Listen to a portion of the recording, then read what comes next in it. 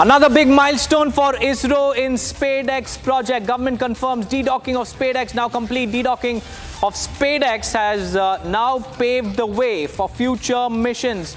It's a big achievement for the SpaDex mission launched by ISRO, and this particular milestone will pave the way for Bhartiya Antriksha.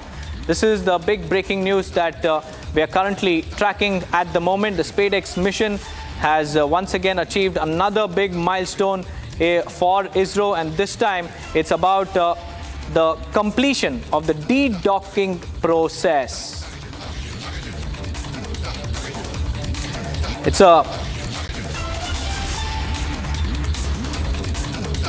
In fact, we have Venkateshwara Sharma, former Deputy Director of ISRO, joining us on the phone line. A very good afternoon to you, Mr. Sharma. This is a big milestone for ISRO, especially in the SpaDex project, as the de-docking process has been completed. Tell us about what this process means and how it will pave the way for future explorations. Yes, of course. This is one of the very big, one of the biggest milestones, I should say. Just to give a recap, on 29th of December 2024, the SpaDex, the two satellites were launched from Sriharikota, and the two satellites were, spatially separated by about 20 kilometers. Then the satellites were brought together, and they were supposed to have mated or docked on 6th of January, but ISRO were very cautious in bringing the two satellites together from 20 kilometers to 15 kilometers to 10 to 5 and then 1.5, then dock around 15th, 16th of January 2025. This was a very big milestone which ISRO achieved in the January 2025. Later, it's also required that in the docking condition, there is transmission of signals between the two satellites, that is the satellite 1 and satellite 2, what we call it as the docking mission 1 and docking mission 2. Then that was successfully done. That was the RF communication was established between both the satellites.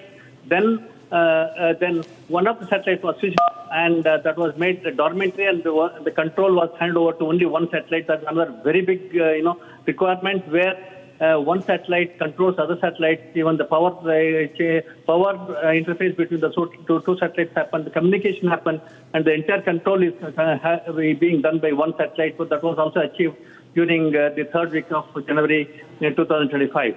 Then the next milestone is to undock, because once you have docked, you necessarily need to do undocking also, so that experiment was supposed to have been done in January 2025, but because of the orientation of the satellites towards the sun, it needs the maximum power, that is the sun power, during docking as well as undocking. Therefore, it was not possible to undock in the third and fourth week of January, and it was postponed till the complete sunshine happens on both the satellites together.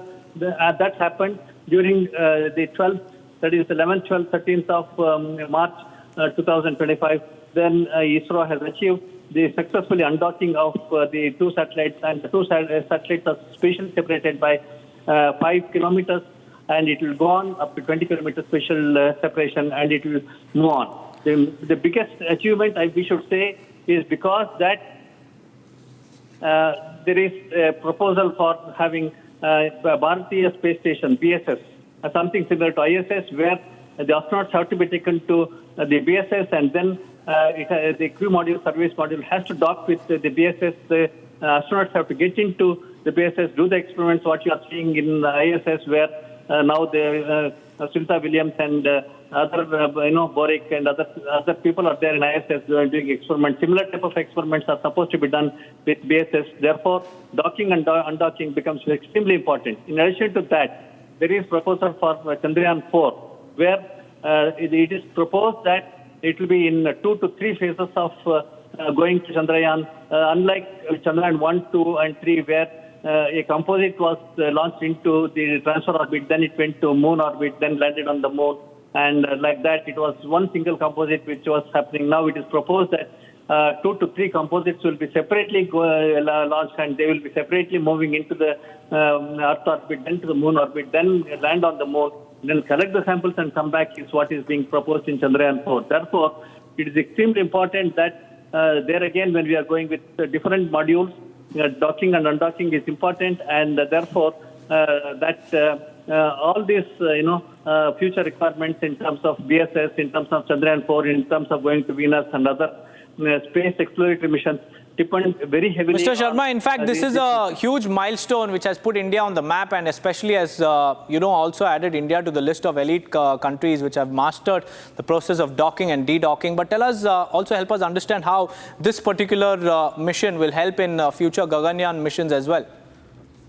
The immediate Gaganyaan mission, where we are talking about the manned mission to space, which is planned in 2025-26, really doesn't need docking and undocking experiments. But that will be the stepping stone for the, what we call it as the Bharat Space Station, International Space Station, what is being talked about in the 2035 to 2040, which is